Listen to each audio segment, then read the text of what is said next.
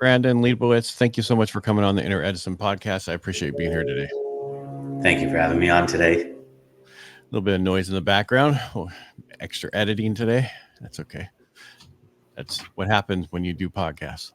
All right. A little trouble getting in today, which is not unusual for people that, there's always some technical issue that comes up. Good thing we weren't on X because we could have some other problems. All right. I want to go back into your history because from what I see about you, you're into SEO and other things, but that's really what I see everywhere. SEO Optimizer.com. I see some other stuff that was sent to me. So how did you get into the digital landscape of this type of stuff? Just kind of fell into it after I graduated from college, got my degree in business marketing. And the first job I got out of school was helping a company out with their digital marketing, which this was back in 2007. They don't really teach you too much about digital marketing then. I didn't really know much about it. They said, don't worry, we're new to this as well. And I thought that was kind of interesting. Like, we'll take you to workshops and seminars and learn alongside with you, and decided to give it a shot. And just after working there for a few months, just realized this is the future. Everyone's probably going to have a website, and there's lots of different ways to get traffic.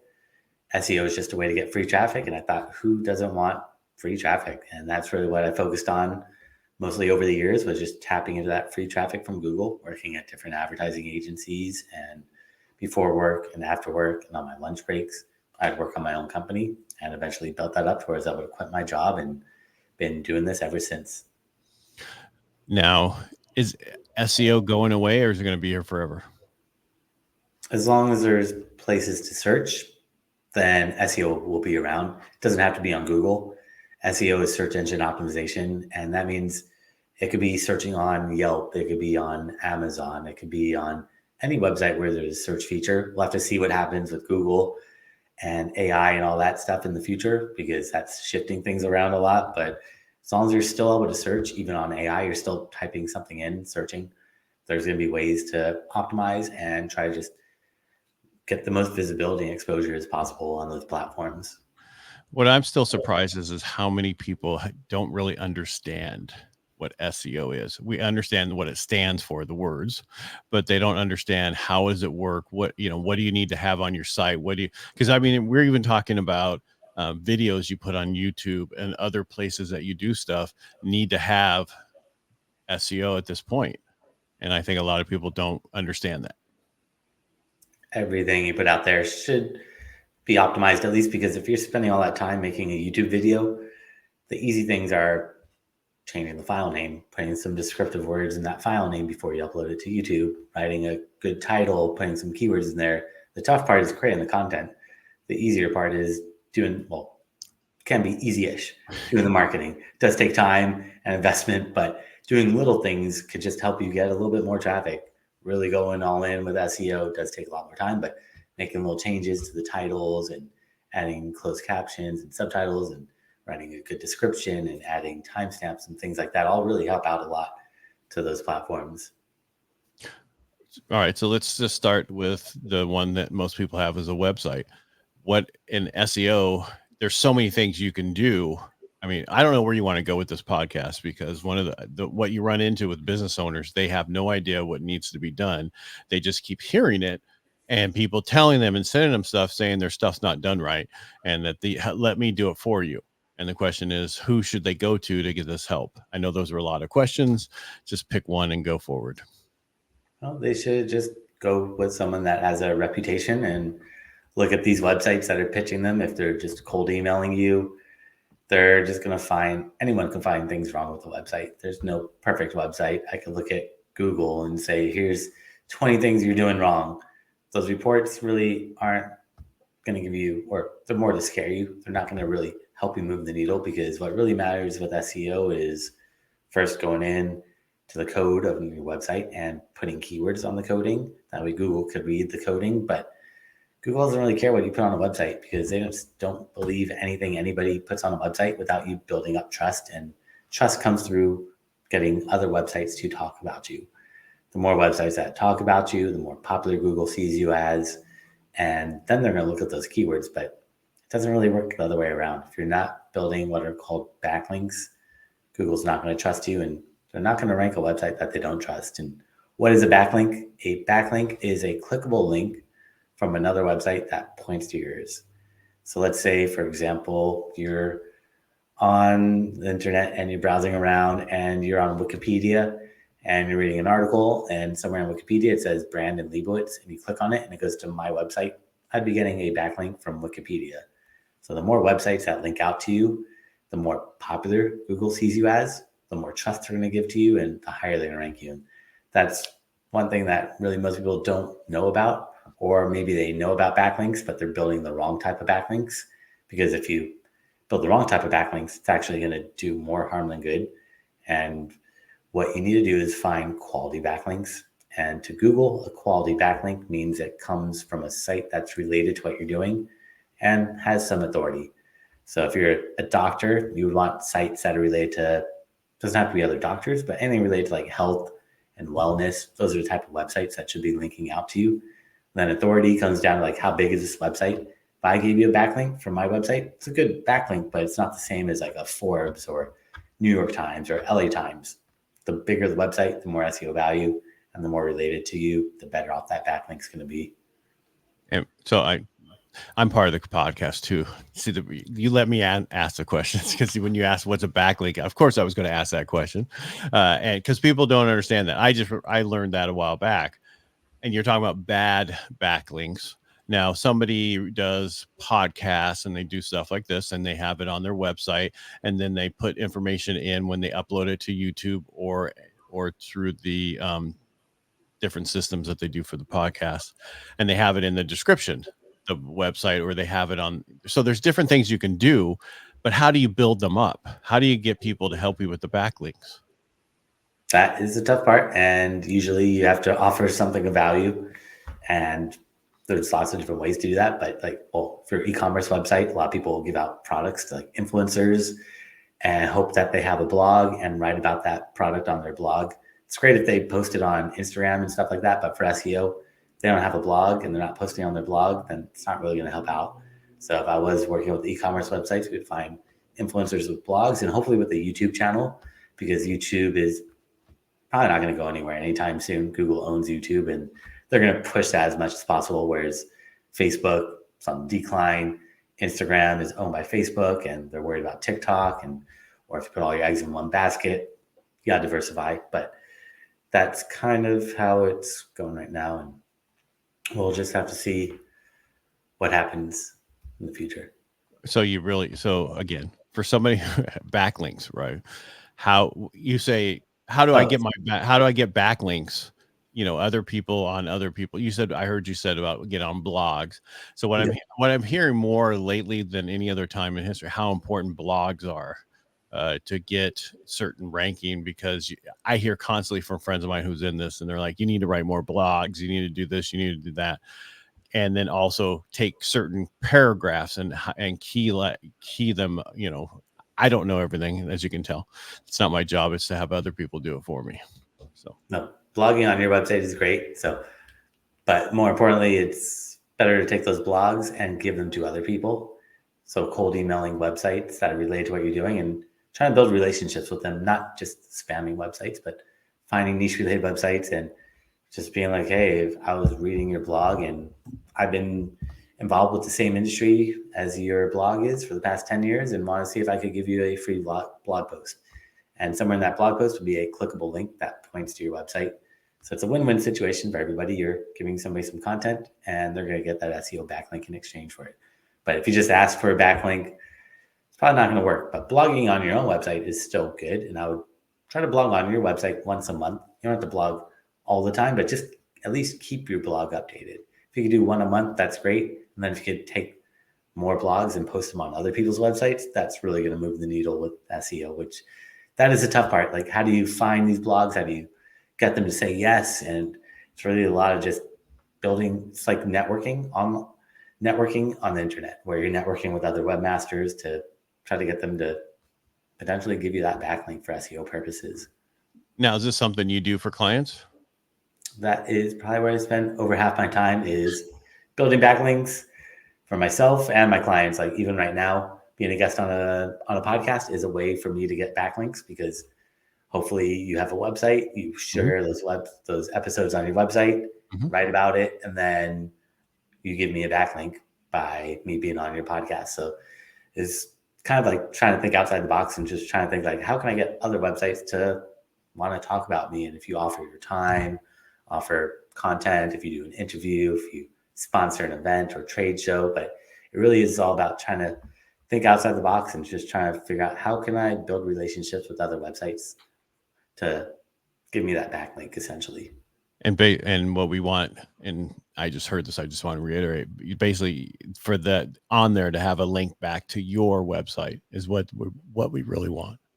Yep. So if you post this episode on your website and then you make a blog post about it, you write about it, you share the YouTube embedded on that page, then you might be like, again, this is Brandon. He was like, you write about me. And then at the very end, you're like, and by the way, if you want to learn more, here's his website.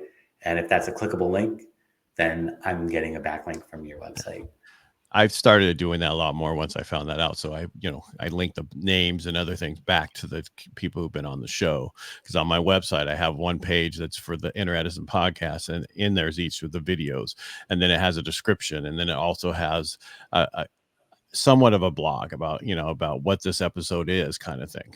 But what you're saying, I'm hearing then I also do another blog and have that on the same thing.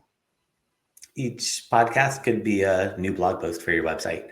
And then, because I always tell podcast hosts, like low-hanging fruit for you, if you have a podcast, having your own podcast and having guests is actually a great way for you to build backlinks, because if you create a page on your website, so for example, like if you just post this on YouTube and you give me the link to YouTube, I'm probably going to share that YouTube on my socials. I might write about it on my website. So I'm going to give YouTube a backlink, and I'm just helping YouTube rank higher. But if you post it on your own website and have a page about it and have the video there, have all the links to Spotify and wherever else it's hosted, and then you give that to me, then I'm going to be like, all right, I'm going to share your website now on my social media. I'm going to share, I might even write a blog post on my website and be like, hey, look, I was just on this podcast. Here's a link to the podcast.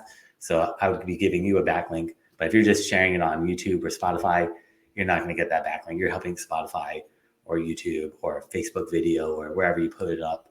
You're helping those platforms get more traffic, which ultimately you want traffic to go to your website because you own it, you get full control, and you don't have that limited reach like Facebook. If you post on Facebook, I think right now it's like 5 out of 100 people will ever see what you post on Facebook without you having to click that little blue button to boost the post up and essentially advertise, pay to play kind of platforms.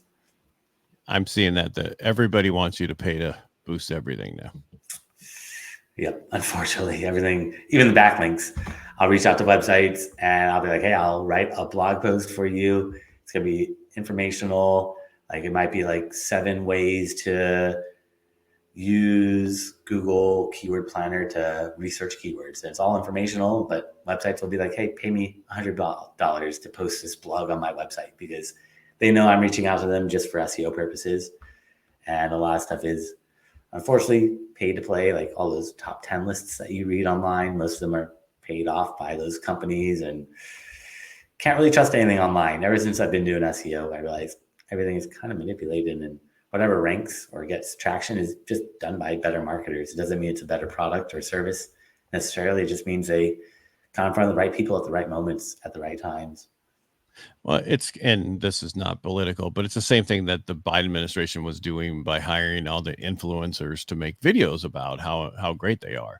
I don't know if you saw that post. They had a whole thing about it, and they're getting paid to do it, $10,000, whatever. And so everything is bought. I don't want to say bought and sold, but everything is done a certain way these days to get that information out there. So you have to be real careful what's coming to you to make sure it's true information. And what a lot of people don't understand, like on TikTok, if they say follow, that means it was paid, and that's why you're seeing it, because they paid for it to be in your face. It wasn't an automatic, one. Because I had a few that went viral on TikTok, and it wasn't ones that I paid for. It was just because of something that was said. So just be careful out there and understand that. Wow. All right. So what's the easiest way that somebody can do to help you? I heard keywords in the website, and then backlinks. What else am I missing? It really depends. Every business is different, but in general, good quality content and good quality backlinks are really some of the bigger pieces. Like SEO is kind of like a puzzle. You want to put all those pieces together, but content on your website, keywords on the website are very important. And you can do keyword research using the Google Keyword Planner. It's a free tool from Google that will show you how many people actually search for your keyword every single month. That way you're not just guessing, but the data is there for you to really tap into. Like one of my clients, they're a law firm. They do personal injury law. And we're trying to figure out, do we want to rank for personal injury lawyer or lawyers, plural? And personal injury lawyers, plural, got, I think, 20,000 searches a month. Personal injury lawyer, singular, got 200,000 searches every single month. Just by removing that one letter, you're going to get 10 times more traffic. So keyword research, really the fundamental starting point. Then once you figure out what keywords you want to rank for, you got to go in the coding, which that gets a little complicated. But one place that doesn't require coding is just adding more content to your website. So adding more text to every single page, not just the home page, but every single page should have text on it. And the more text you have, the easier it is for the search engines to really understand what that page is about and hopefully rank you for those keywords. So write content, sprinkle those keywords in throughout the content. That's going to help search engines read that content, know what it's about, because images and videos, audio, Google struggles with that. They're getting much, much, much better at it, but they still really rely heavily on text on your website or on YouTube, all these platforms. If you could add text anywhere, like in the video description, that just helps YouTube, helps all these platforms better read that content. What I'm hearing is you find the major keywords and then make sure that it's always somewhere in all the stuff you do. Yep, sprinkle that in throughout there and find the one that gets most traffic and focus on that, but then use the singular or the synonyms, the plurals, the variations of it, because the way people search is not always the same. Like 20,000 people search for personal injury lawyer is plural. So I don't want to just miss out on that 20,000 by ignoring them. So my main keyword is the singular version because that gets more traffic, but I'm also going to sprinkle in there the plural and reorder the words around. Maybe I'll change it to like lawyers for personal injury or personal injuries, and just mixing it all up as much as possible. And do you, excuse me, do you do things with like misspelled words? Not anymore. Google's able to, like if you search a misspelling, Google auto corrects it. Yeah. But in the past, you might want to do that. But nowadays also, it looks really bad if your website has misspellings on it. But then you just got to figure out, like sometimes there'll be like dashes in between words.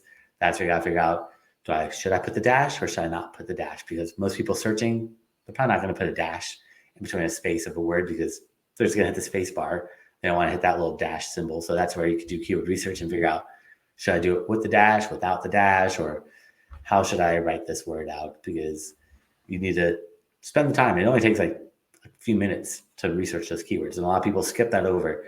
And that is just so invaluable. Yeah. And well, some of us use like TubeBuddy for YouTube, and it comes up with the keywords, but I'm finding that it doesn't always come up with the right keywords. Yeah, there's other tools like that, like TubeBuddy and Video IQ and all those, but they're all third. And there's tools for Google like Ahrefs or Moz or SEMrush are really from our Google keyword research, but all those tools are just third-party tools, and they're not going to really give you, I mean, they're guessing and they might be pretty good, but I really tap into, like, sometimes platforms will give you like a keyword research tool. Like I think Amazon has a keyword research tool. So I might check. I don't think YouTube has an official one, but the Google Keyword Planner is from Google and it might give you some insights, even though YouTube is so different, the searches, but there might be some overlap there. Well, I'm sure if it's searched, well, it's searched on Google first, right? And then, I mean, for most people, they go to a search engine and search for things, and then the YouTube videos come up. Some people, like my wife, will go into YouTube and search that way. So, all right, what am I missing? This is your realm, not mine. What am I forgetting to ask you? No, I mean, if you're a local business, then we want to get you on Google Business Profile or Google Maps. So, but this is more depending on what type of business you are. If you're e-commerce, we want to get you your products shown in Google. That's through Google Merchant Center. You create an account and submit a feed with all your products, and Google will start showing your products in the search results. And with SEO, we really just want to take up as much free real estate as possible on that first page of Google. So all your images, we'd want to optimize those because images sometimes show up in the Google search results as well. And if we could get your website shown up there and your images and maybe a video, that's just 3 places for people to potentially click on you. With images, a big thing is the file name, naming that image with descriptive words, .jpeg or whatever it is. Don't just name it image 001.jpg, but describe what that image is about. And when you upload it to your website, it usually will ask you for like an alt tag or alternative text. You could add the same text that you have describing or the file name as alt text. And that's going to help Google just better read that image because, I mean, hopefully soon they're going to be able to read images, but right now they're not good. Even if you look at AI image generators, they're not that good right now. So it's pretty far off. But in the future, they'll probably be able to read it. But still, the file name is just another way to support that file or support the keywords that you're targeting.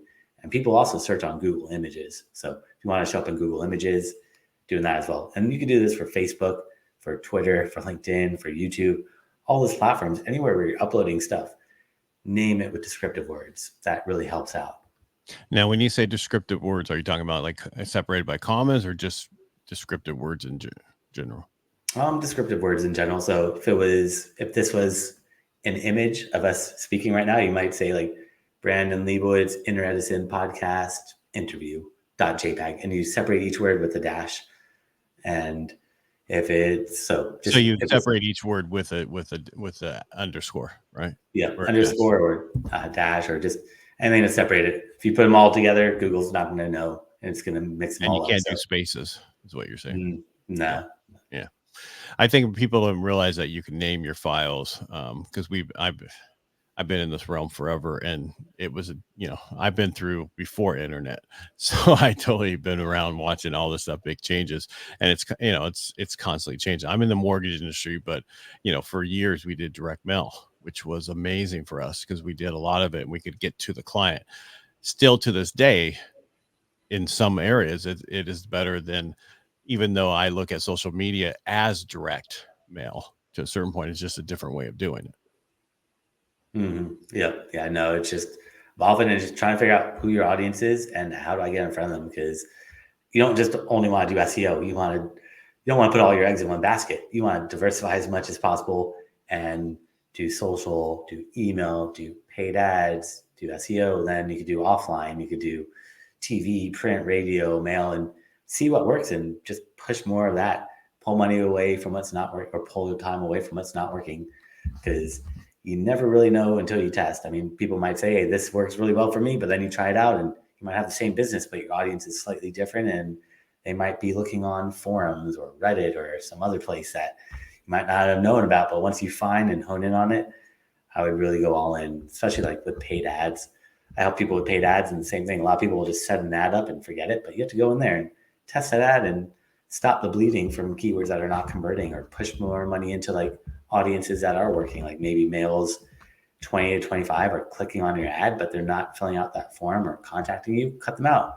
Females 30 to 35 might be clicking and calling you or buying your product. Push more money into that. So it's all about testing and then seeing what works and scaling that up. All right, Brandon, what's the best way for someone to find you? Because I assume you're looking for clients also. That's why you're on podcast too. Yeah, clients and that SEO backlink really helps out to get you ranked higher on Google. But if anyone wants to learn more, I created a special gift for them if they go to my website at SEO Optimizers.com. That's SEO Optimizers.com. It'll be in the show notes also. Okay. Yeah. And thank you. Yeah. So what's a special gift you're giving? Do they just go there automatically be there for them? I know we'll have my contact information there and a bunch of classes I've done over the years. I've thrown up for free. So you can see step-by-step how to do a lot of stuff that we talked about. And also if they want a free website analysis, I'm happy to check out the website from an SEO point of view. And they can book some time on my calendar there for free as well. Okay. All right, Brandon, thank you so much for being on the show today. Really appreciate it. Thank you for having me on today. My pleasure.